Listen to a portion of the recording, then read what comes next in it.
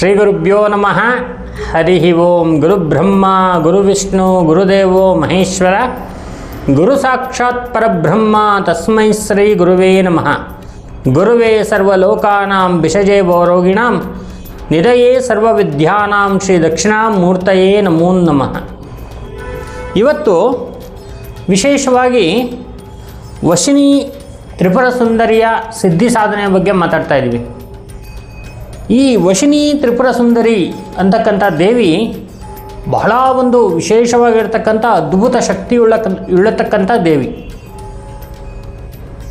ಚಂಡಾಮುಂಡರಂಥ ರಾಕ್ಷಸನ್ನು ಸಂಹಾರ ಮಾಡಿರ್ತಕ್ಕಂಥ ದೇವಿ, ಮಹಾದುರ್ಗೆಯಾಗಿ ಮಹಾಕಾಳಿ ಅವತಾರದಲ್ಲಿರುವಂಥ ದೇವಿ ವಶಿನಿ ತ್ರಿಪುರ ಸುಂದರಿ. ಈ ಒಂದು ಸಿದ್ಧಿ ಸಾಧನೆಯಿಂದ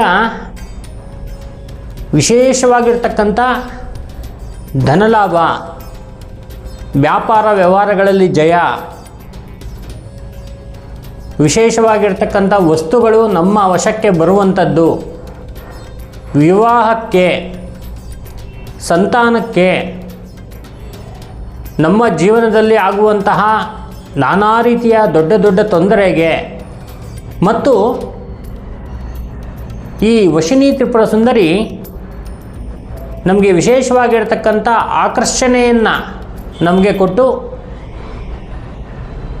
ಕೀರ್ತಿ, ಯಶಸ್ಸು ಮತ್ತು ಅನುಕೂಲವನ್ನು ಮಾಡಿಕೊಡುವಂತಹ ದೇವಿ. ಈ ವಶಿನಿ ತ್ರಿಪುರ ಸುಂದರಿ ಸಾಧನೆ ನಾವು 15 ವರ್ಷಗಳ ಹಿಂದೆ ಮಾಡಿರ್ತಕ್ಕಂಥದ್ದು. 3 ತಿಂಗಳು 90 ದಿನ ವಿಶೇಷವಾಗಿ ಗುರುಗಳು ಕೊಟ್ಟಿರ್ತಕ್ಕಂಥ ಸಿದ್ಧಿಮಾಲೆಯನ್ನು ಇಟ್ಕೊಂಡು ಏಕಾಂತ ಸ್ಥಳದಲ್ಲಿ ಕೂತ್ಕೊಂಡು ವಶಿನಿ ತ್ರಿಪುರ ಸುಂದರಿಯ ಸಿದ್ಧಿ ಸಾಧನೆಯನ್ನು ಪ್ರಾರಂಭ ಮಾಡಿದ್ವಿ. ಯಾಕೆ ಮಾಡಿದ್ವಿ ಅಂತ ಹೇಳಿದ್ರೆ, ಶಕ್ತಿ ಸಂಪಾದನೆಗೋಸ್ಕರ. ಆ ಕೊನೆಯ ದಿನ 90ನೇ ದಿನ ನಮಗಾದ ಅನುಭವ ಇದೆಯಲ್ಲ, ಬಹಳ ಅದ್ಭುತವಾಗಿರ್ತಕ್ಕಂಥದ್ದು. ಏನು ಅನುಭವ ಆಯಿತು ಅಂತ ಹೇಳಿದ್ರೆ, ಈ ವಶಿನಿ ತ್ರಿಪುರ ಸುಂದರಿಯ ಸಾಧನೆಯನ್ನು ಮಾಡಿ 90 ದಿನಗಳ ಕಾಲ ಮಾಡಿ ಕೊನೆಗೆ ಒಂದು ಯಂತ್ರವನ್ನು ರಚನೆಯನ್ನು ಮಾಡಿ ಆ ಯಂತ್ರವನ್ನು ನೀರಿಗೆ ಬಿಡೋಣ ಅಂಥೇಳಿ ನಾವು ಒಂದು ಅದ್ಭುತವಾಗಿರ್ತಕ್ಕಂಥ ಕ್ಷೇತ್ರಕ್ಕೆ ಹೋಗಿದ್ವಿ. ಅಲ್ಲಿ ಈ ಒಂದು ಯಂತ್ರವನ್ನು ನಾವು ಬೆಳಗ್ಗೆ ನೀರಿಗೆ ಬಿಟ್ಟು ಮಧ್ಯಾಹ್ನ ಆ ಕ್ಷೇತ್ರದಲ್ಲಿ ಊಟವನ್ನು ಮಾಡಿ, ಯಾಕೋ ಹೋಗೋಕ್ಕೆ ಮನಸ್ಸೇ ಆಗಿಲ್ಲ. ಹಾಗಾಗಿ ಸಂಜೆ ಅಲ್ಲೇ ಸುತ್ತಾಡಿಕೊಂಡು ರಾತ್ರಿ ಊಟ ಮಾಡಿ ಮತ್ತೆ ದೇವಿಯ ಒಂದು ಜಪವನ್ನು ಇನ್ನೊಂದು ಸಲ ಮಾಡೋಣ, ಆ ದೇವಿ ಅನುಗ್ರಹ ಮಾಡಿಕೊಡ್ಲಿ ಅಂಥೇಳಿ 10,800 ಜಪವನ್ನು ರಾತ್ರಿ 7ರಿಂದ 9 ಗಂಟೆವರೆಗೆ ಮಾಡಿ 9 ಗಂಟೆಗೆ ಸ್ವಲ್ಪ ಲೈಟಾಗಿರ್ತಕ್ಕಂಥ ಫಲಹಾರವನ್ನು ತಗೊಂಡು ಮಲ್ಕೊಂಡ್ವಿ. ಮಲ್ಕೊಂಡ ತಕ್ಷಣ ನಮ್ಮ ದೇಹದಲ್ಲಿರ್ತಕ್ಕಂಥ ಆ ಒಂದು ಆತ್ಮಶಕ್ತಿ ದೇಹವನ್ನು ಬಿಟ್ಟು ಮೇಲ್ಗಡೆ ಬರೋ ಥರ ಒಂದು ಅನುಭವ.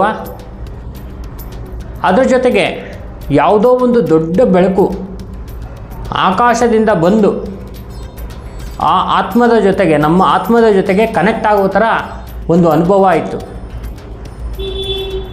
ಆ ಒಂದು ಶಕ್ತಿ ಸಿದ್ಧಿ ಸಂಪಾದನೆ ಆದಮೇಲೆ ಇನ್ನೂ ಕೆಲವು ಅನುಭವಗಳಾಗಿದೆ.